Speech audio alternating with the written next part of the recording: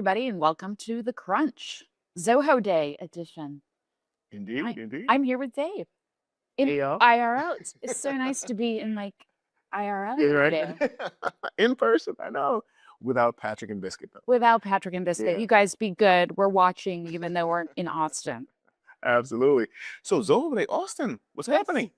Yeah, so exciting kickoff last Yeah, night, I yes, guess, yes, and yes, some yes. interesting announcements this Today. morning. So, some stuff we can't talk about, right? Some stuff is still kind of confidential, but we can kind of Yeah, I mean, talk through some I of think it. we can talk in Yeah. generalities about it. Maybe we just start with the J, right? Talking about customer momentum. And Yes, yes, there's yes, a lot yes. of customer momentum Yes. going for the enterprise. Lots of growth in this Mideast and Asia, was it? Yeah. So thirds Interesting of revenue growth. support. Yeah. Yeah, and I think too the way he sort of framed it out and talking about how when we moved to cloud, a lot of the risk went from the customer to the vendor. Yeah. And I thought it was interesting that he sees the risk going back All the to way the customer with with AI. AI, yeah. Right? Which is interesting. But it also gets to like what I think Zoho, what I heard them trying to do, and it was always been the whole bring the value to the customer, transfer the value back to the customer. So with customers, especially going with these different AI empires, like you call it, there's a friction task, right? Like there's like inference cost, and so Stephen was trying to keep to that mission of like, okay, how do we reduce inference costs for customer, reduce that friction task that they pay to different vendors? Because basically, in some of these AI implementations, you put your data into whatever AI company X, whatever it is, and then you pay a fee to get your intelligence back. And so Well, that's basically what it is, right? Yeah. Difference cost, right? But I think too, with everybody else talking about how you have to be able to trust the vendor and trust AI, if the customer is now taking back on the risk, you're sort of saying you have to trust yourself. Yeah. So that's an interesting balancing act, right? Yeah. So so you have to balance it. You have the control, right? Which with the control comes the risk. So how do you sort of, like Zoe was trying to sort of balance and marry that, lessen mitigating the risk while still having the control. So And the whole idea that as opposed to being the consumer of an application where the vendor's responsible for all the governance, upgrades, operation risk, compliance, all costs, that, all of that yeah. kind of stuff. With agentic, the customer is now likely to be the creator of that application as well.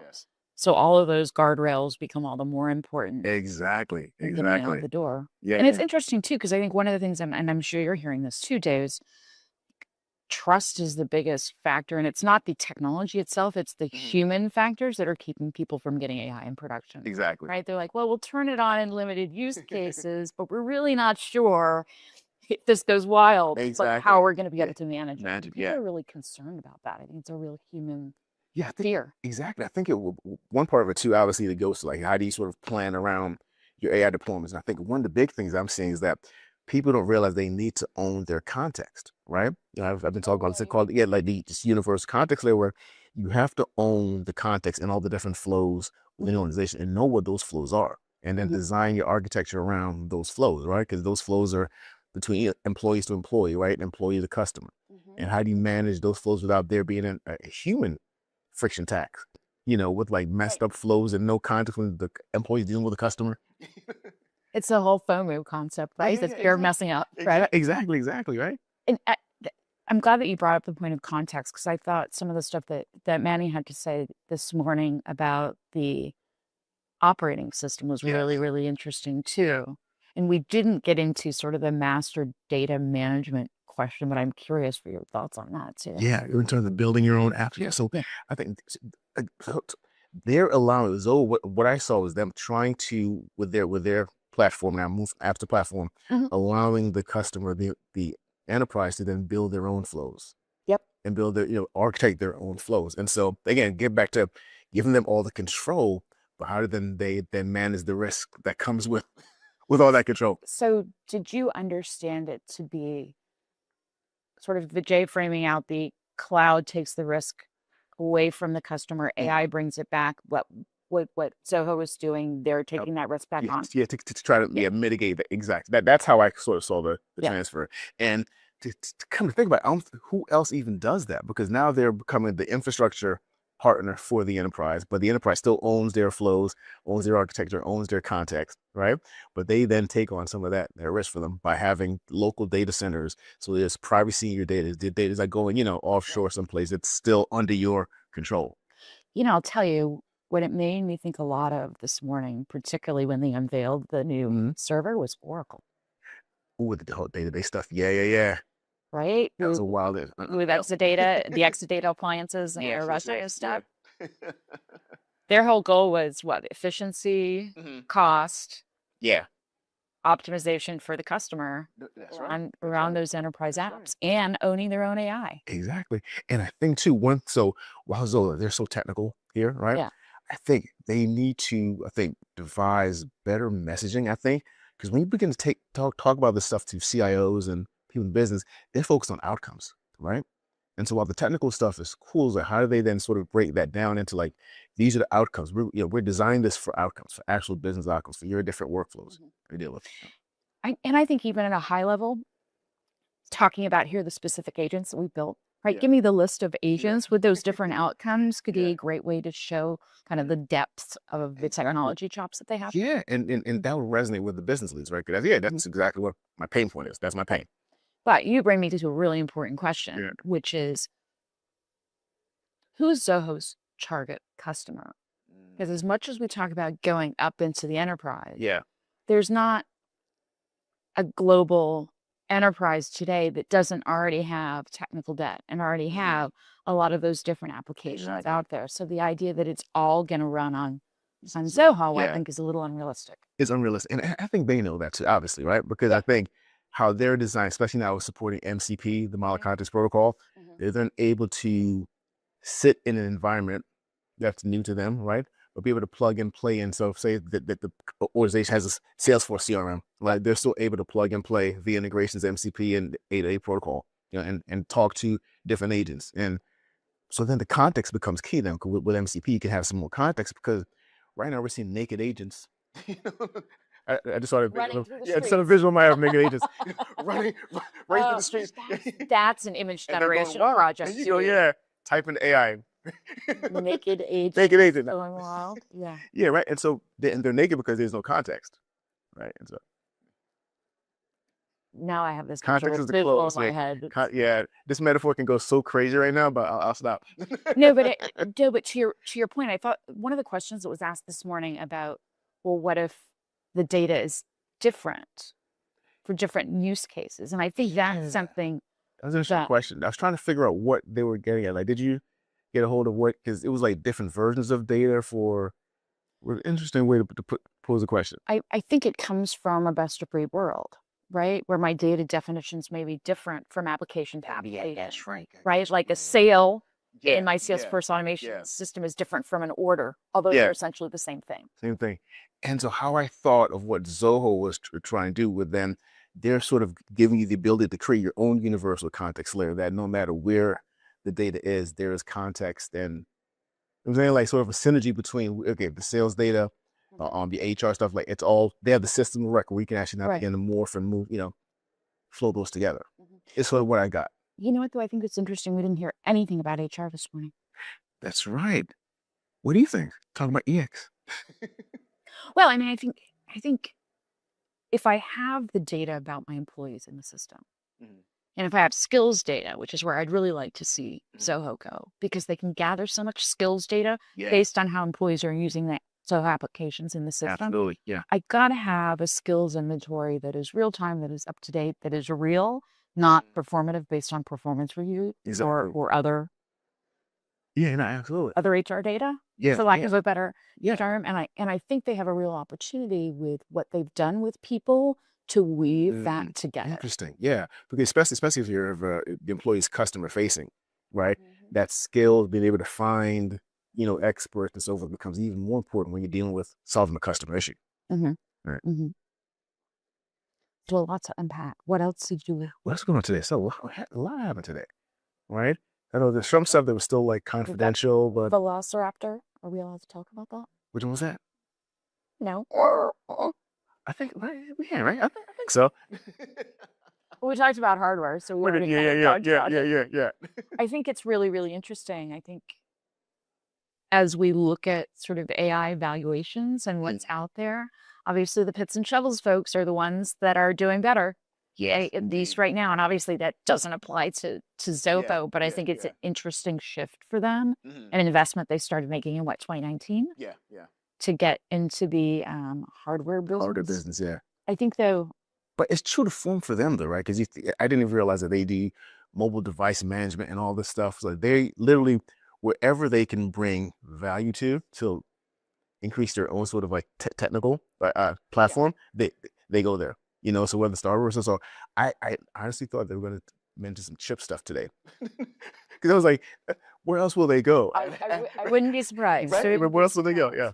but if you're thinking about delivering their focus, like delivering optimized value for the customer, if I'm depending on AI to do that and I can't insulate myself from the cost of AI calls, I'm kind of in a tough spot. Yeah, exactly. Right. So it's a margin call for It's a them margin- in yeah, a certain indeed, way, indeed, yeah. but also sort of delivering great efficiency and greater value for customers. I thought the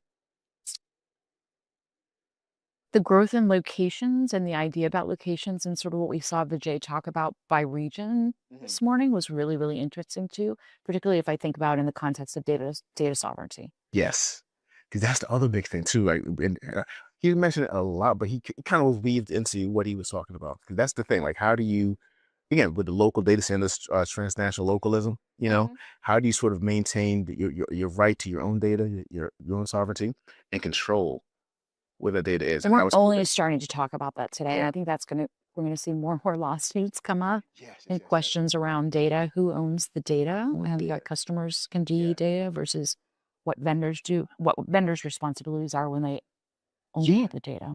And so sort of now bringing local data centers, right, into the fray. Your data is now residing locally, right, at rest. But we know with data, especially when you're talking about workflows, data's on the move, right? And so if you're dealing with, external folks, to your point, who then owns that data or has access to that data while it's moving? I just was thinking of the naked AI agents running along because they're naked agents running around talking to other agents that are naked. Oh my gosh, it's a horror film. It's a horror film in the making here. Oh, so we're here for another day and a half. Yeah. I expect we'll hear more about industry strategy. Exactly. They'll probably go deeper on the AI stuff as well too. Probably go deeper on the AI. On Zia and all that stuff. We heard from a couple of customers this morning. Yes. Interesting stories all. Yeah. Anything stand out? I think for them is the length of time they've been customers. I think what was like average, like what, 8 or 10? More than 10 years. More 10 years. Yeah, that was. They have for SaaS is amazing. And they're all pretty much Zoho 1 customers, and so you see that's the Zoho vision, right? They may start with CRM or whatever it is, but then they sort of almost like a land and expand throughout the whole platform. Cool. So we'll hear more about the specific products. I expect we'll hear about industry strategy. We'll hear more about AI. Yeah, and we have more customer work than one-on-ones and stuff too with the Zoho execs. So I think I'm talking to Praval later as well too, Praval Singh. So I should kind of get some more business strategy stuff. We may even convene this week again, and we may even be back. Yeah. No, I'm doing one of these chit chats with Vijay tomorrow. Yeah, and I'm doing Praval. Yeah, there you go. Awesome. Cool. Yeah, but I think for Zoho though, it's like today was some deep technical stuff, some good strategy stuff. But how are they messaging this to CIOs, IT, and business leaders? And I think they really need to focus on the outcomes when they do that. And so they're going to shift from the tech heavy discussions to like, what are the outcomes that you're going to target for these business leaders? So I'd like to see them tie a little tighter bow on the message around shifting the risk back to them. But like that's referred to because I think we all get the cloud, the risk away from the customer in a meaningful way. But I don't think anyone's articulated well yet where the risk lies today with AI. And I think they're right. Yeah. I think we are shifting a lot of it back to the customer, which is why folks are having so much trouble kind of getting things off the ground. Exactly. But if they can articulate why they are swinging that pendulum back hard to reduce the risk, I think that is a significant message for the market. It takes it out of just being like an efficiency play. Because, yes, we could be efficient, but how do you then bringing value to those interactions, whether it's employees, customer, while you're controlling your context, your data, your sovereign, and still managing and mitigating those risks as well. Because now that it's in your control, now you're on the hook for Right. yeah. And I think too, with the bid to go enterprise, they need to have, to your point, the kind of plug and play messaging story as well. Yes. Because for a lot of folks, the messaging for Zoho One honestly isn't going to work for a lot of the big enterprises that already have significant Significant stuff. investments. Exactly. So they're going to have to, how do you then enable or support enterprises, sort of keep and maintain, building their own flow architecture, right? And it's interesting because they could almost sort of take a page out of the ServiceNow playbook, right? And ServiceNow is talking about, yes, you have those legacy things underneath. That's okay, but you start to layer on top, and then you start to replace as it makes sense. But it's that whole efficiency and these value message again. Soho has it, and they're saying it. But to your point, getting it out there super clear for their champion, be able to telegraph it across their organization when they're talking about why we go with Zoho. Absolutely, because you think of any CIO, IT lead, especially CIO and direct reports, they don't. I think, especially modern ones, they don't really probably care about what's under the hood. They just want stuff to work, and that the outcomes that they're sort of in charge of get delivered on. So like they really don't care about the tech per se, the AI stuff. I think they care, but they don't really care what it is in terms of label. They just want stuff to work. And two, I think all of the pressure around SaaS pricing is about, I care less and less what license are actually running things under the hood if I'm running agentic on top. Exactly. Right? Because my employees may never touch that application again. Exactly.